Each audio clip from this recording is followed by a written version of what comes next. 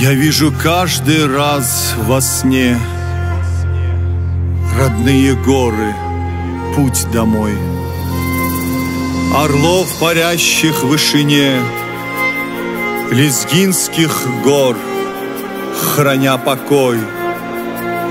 Я слышу твой призывный глаз, я по тебе, мой край, грущу. Стать камнем, как наступит час, я на земле родной хочу. Зункурбата аватани Зирикава Лезгистанда Секинже дач зунсанани Рикис хаи ватан канда Пакшал буздах каспи ярам Самур шахдах сувар ярам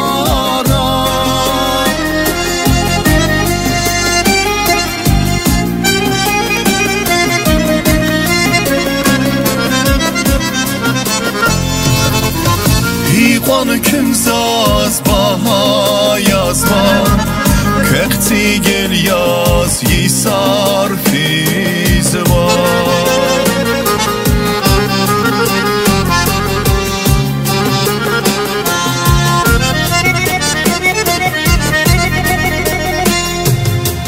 Hara khwariz feyi cavuz Zaza kozva dağlar rəqəm Kaşxana vili cavuz Luvguzavay Gujlu ləqəm Pakşal buzdaq Kaspi yaran Samur şahdaq Suvar yaran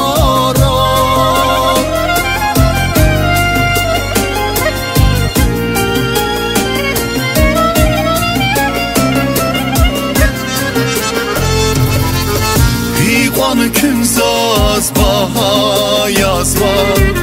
Kekti gel yaz yisar fizva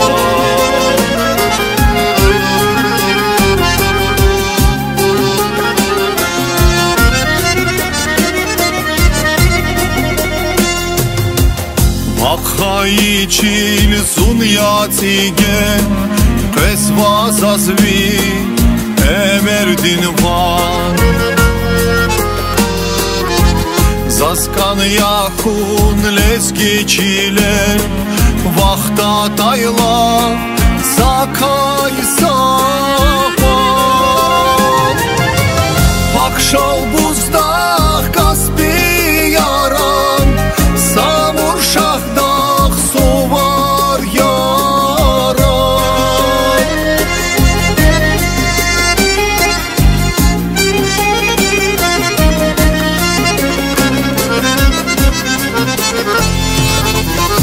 İqan kimsaz baha yazma Kekti gel yaz yisar fizva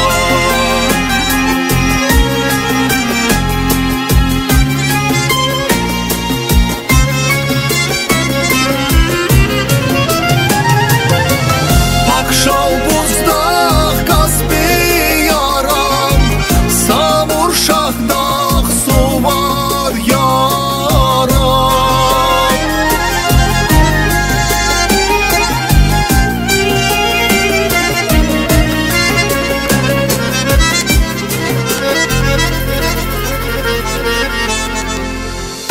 İqan kimsaz baha yazma